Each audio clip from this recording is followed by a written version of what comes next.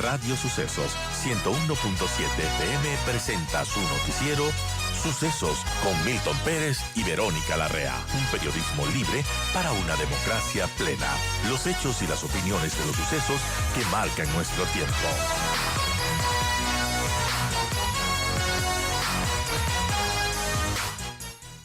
Con nosotros se encuentra Diego Pérez, él es docente de la Escuela de Seguridad del Instituto de Altos Estudios Nacionales. Diego, buenos días. Edgar Vázquez le saluda.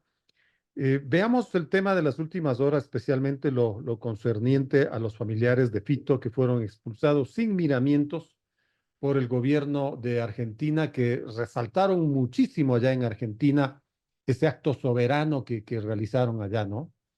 Pusieron un avión de la Fuerza Aérea Argentina y los pusieron acá en el aeropuerto de Guayaquil. Aquí se los mantuvo el día viernes por 7 largas horas en la base aérea del aeropuerto, pero luego se los dejó libres.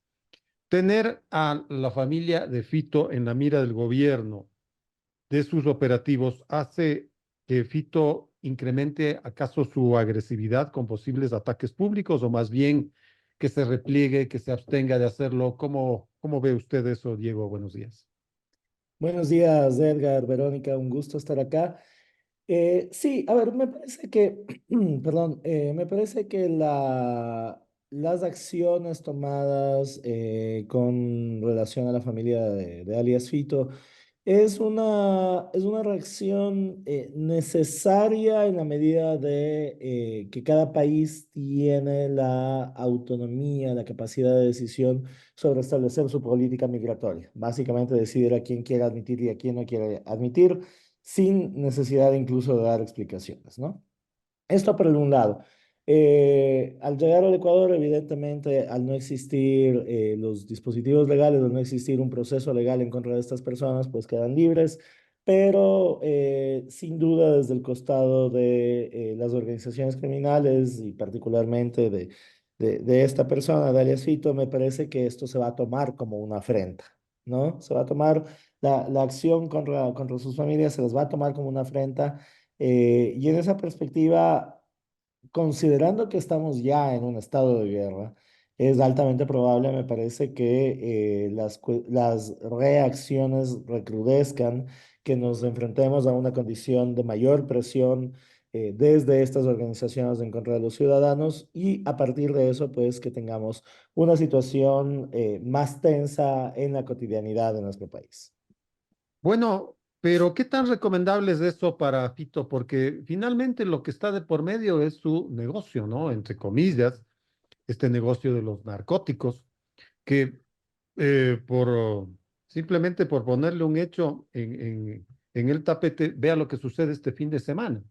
Inmenso operativo de las Fuerzas Armadas y de la policía, que hasta el momento siguen trabajando en el mismo, en Vinces, que logran incautar 10 toneladas, uno de los hallazgos y de los operativos más grandes de las últimas semanas, por lo menos, o meses, e incluso no se determina si son solo 10, es probable que sean más. Claro.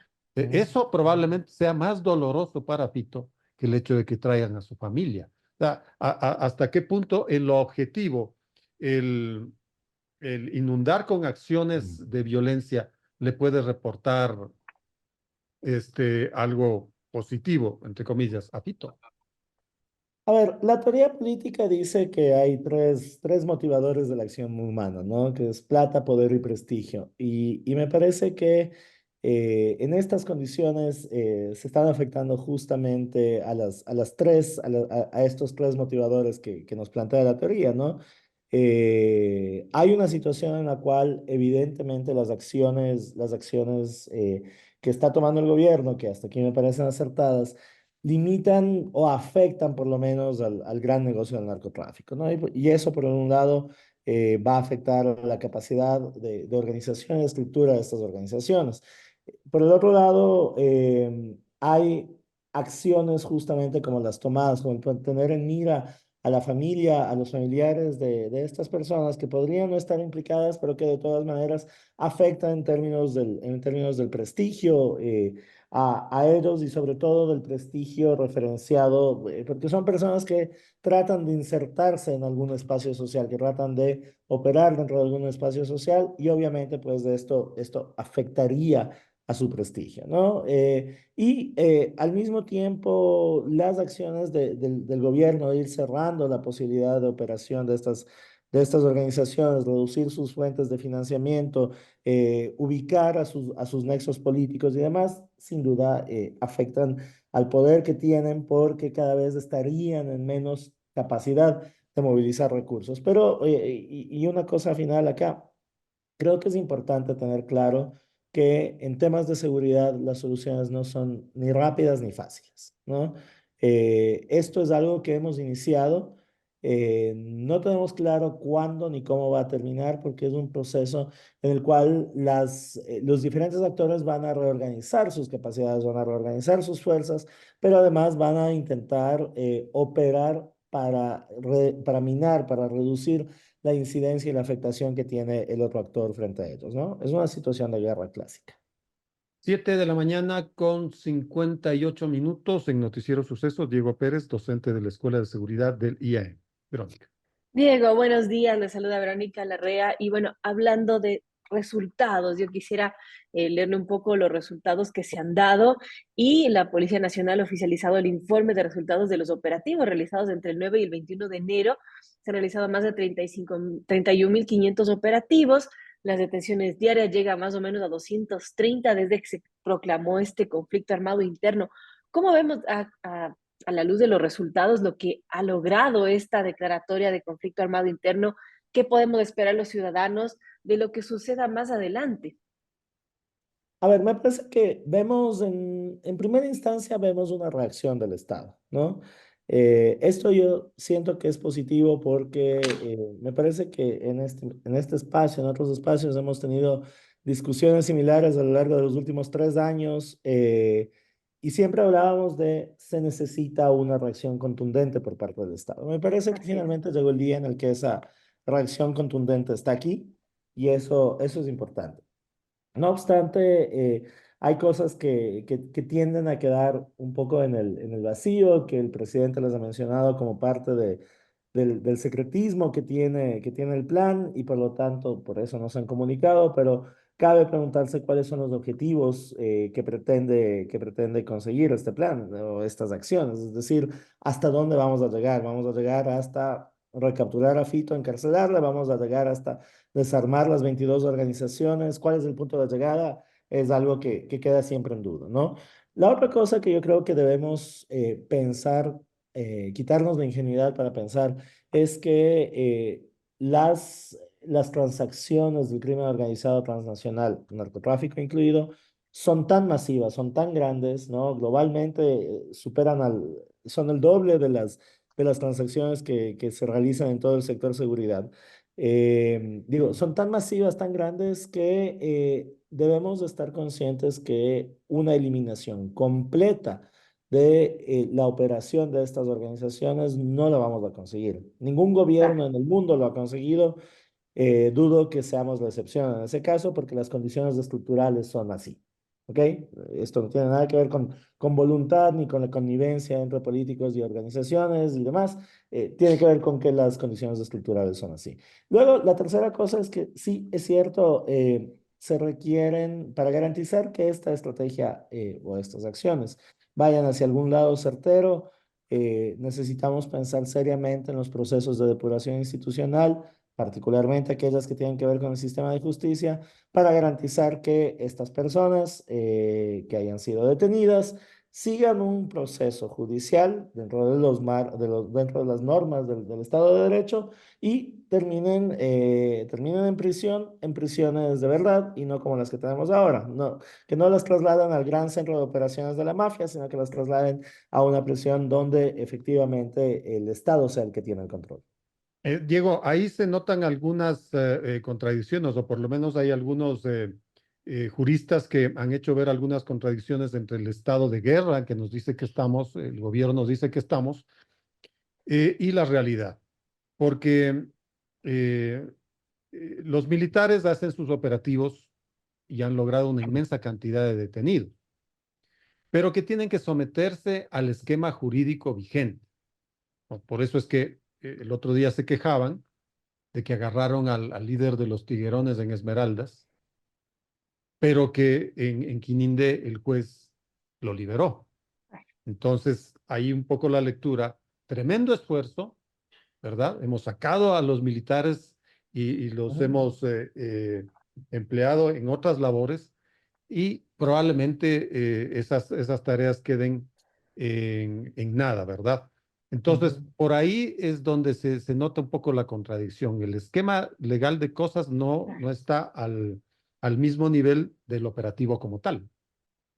Bueno, ese es justamente una de las razones por las cuales tenemos que pensar que esto es un proceso que se va a extender bastante más allá incluso del tiempo que nos provee el estado de excepción, del tiempo que se vuelve factible de extender el estado de excepción. No podemos vivir en un estado de excepción constante. Se necesita canalizar mecanismos para garantizar la fiabilidad en el sistema de justicia, que es lo que decía hace un rato. Justamente, y yo tenía esto en mente, decía, claro, si es que los jueces pueden, si es que el sistema judicial se vuelve en esta puerta giratoria, pues nada va a cambiar, ¿no? Lo que vamos a tener es un montón de acciones por un lado y entrarán a la puerta giratoria y volveremos a trasladar esos problemas a otra latitud donde se tendrán que desarrollar estas otras acciones. Y ahí yo creo que es importante pensar esto en una temporalidad determinada, ¿no? En este momento, la población está demostrando el apoyo a las acciones en contra de la criminalidad.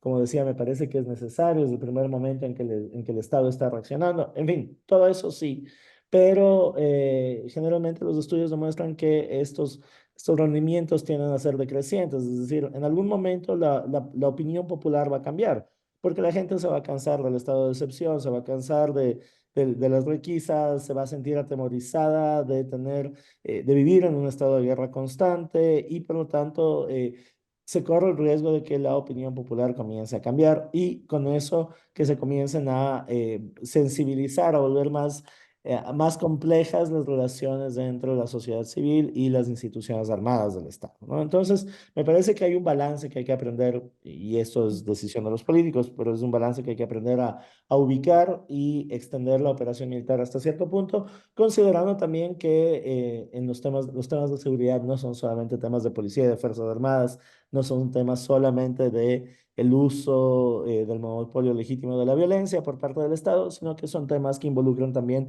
el tema del desarrollo social, la fiabilidad del sistema de justicia, la transparencia, en fin, todas estas cosas. Y hablando de montones de cosas, los operativos son inmensos, pero están dejando un montón de detenidos, tomando en cuenta la capacidad de los centros carcelarios, dónde se los va a seguir poniendo a los detenidos, ¿no?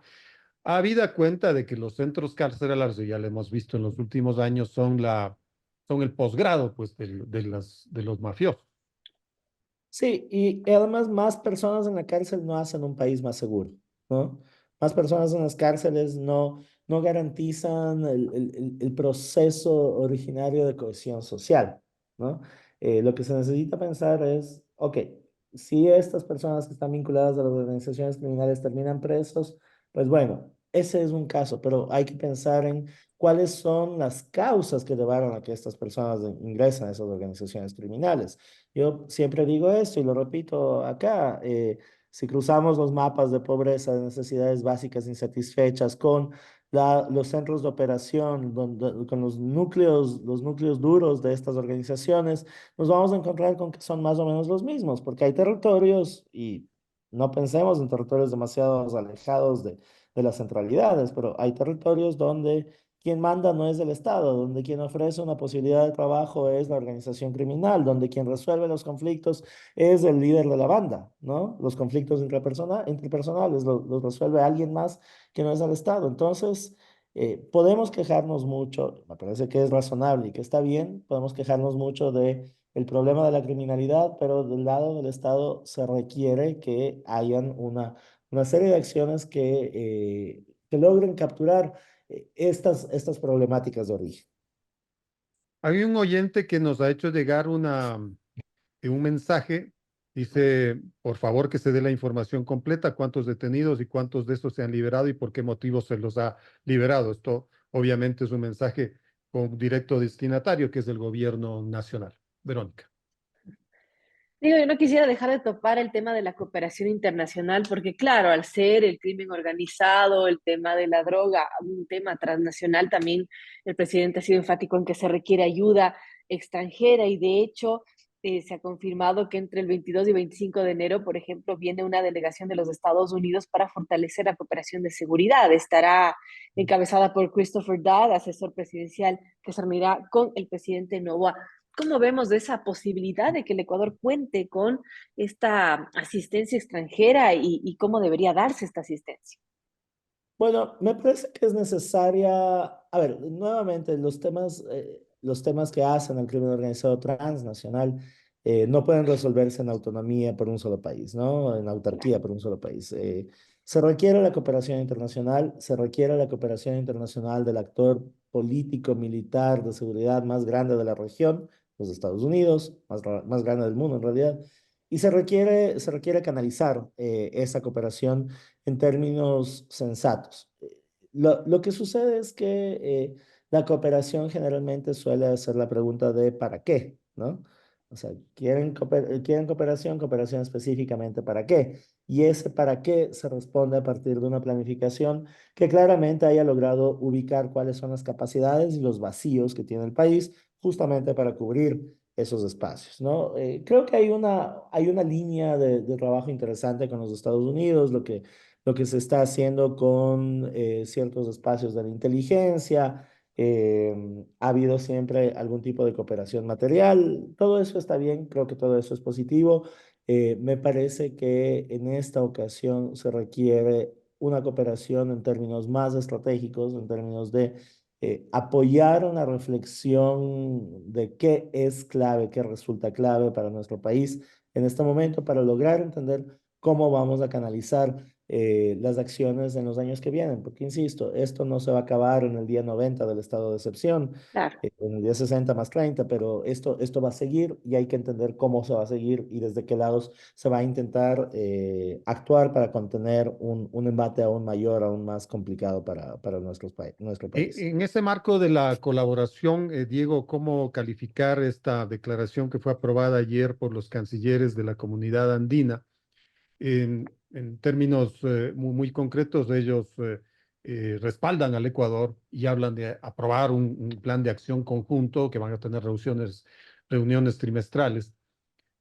No sé si realmente sea la más indicada de las colaboraciones, dado que la comunidad andina viene aprobando declaraciones desde hace 50 años y muy pocas han sido tangibles.